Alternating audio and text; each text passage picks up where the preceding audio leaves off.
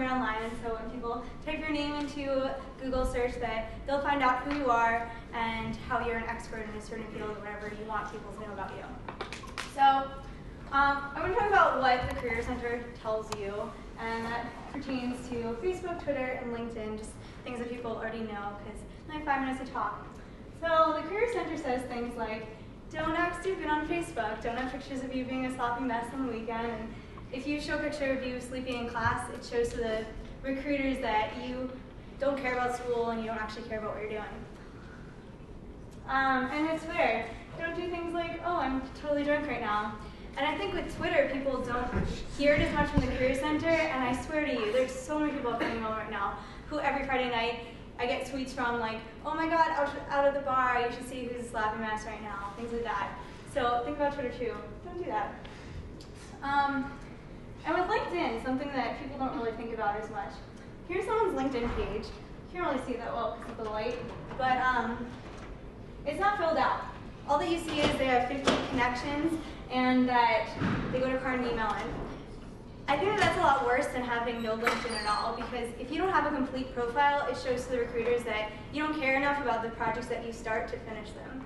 So if you're going to go and do something online, actually do it and put all your effort into it. So some things to do.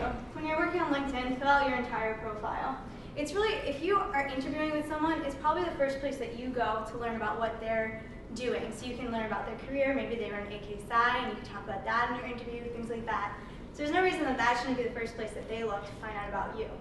It's really where you can post your resume online, and it's the only place where you can get recommendations on the spot. So you may talk about all these amazing things you did in one internship, but if you have your boss on there saying, yeah, they were really that great, best employee I've ever had, it says a lot more, and they may get really excited to talk to you in an interview.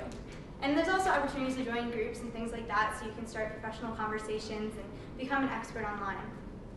With Twitter, it's the same kind of a thing where you can start this conversation.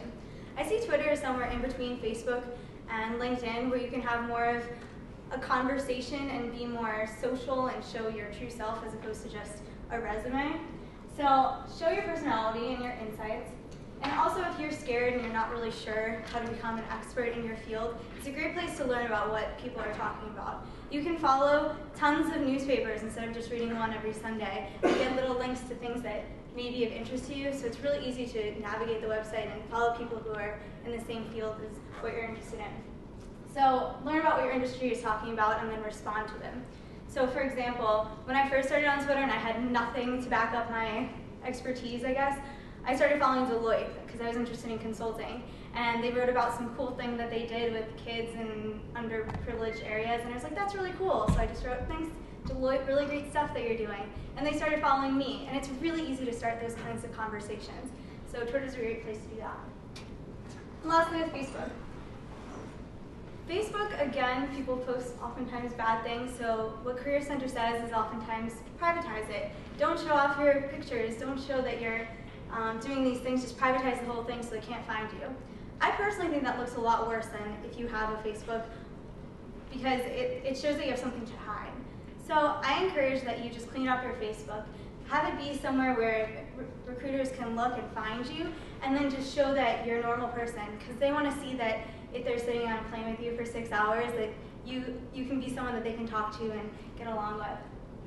So Facebook is really like the most social place that you can show off who you are, and LinkedIn is the most professional, and Twitter's kind of in between. Some other things of how to become an expert online. Create a personal website to connect everything together. It's a really easy thing to do. If you don't have a lot of information or a blog to put up, you can just put your resume online with links to these different locations. StumbleUpon is a really great place where you can learn about, again, the conversation that people are having. If you don't know what it is, you can type in things that you're interested in, and it'll have you just stumble upon these different sites that are related to your interests. Help a reporter out's a really cool way to become an expert. What that is people who are writing articles for newspapers and things, they need people to comment on things, they need to reach out to experts.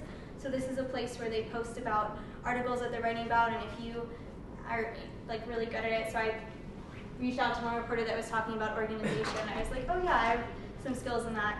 So yeah, so you can just reach out to them and get yourself published in a newspaper.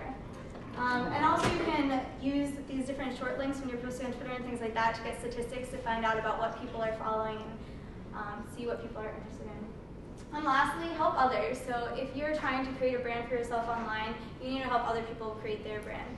So retweet things or give recommendations to people on LinkedIn because they'll be much more likely to do the same for you. So from that, hopefully now when you type your name into Google online, you'll have a much better brand presence online.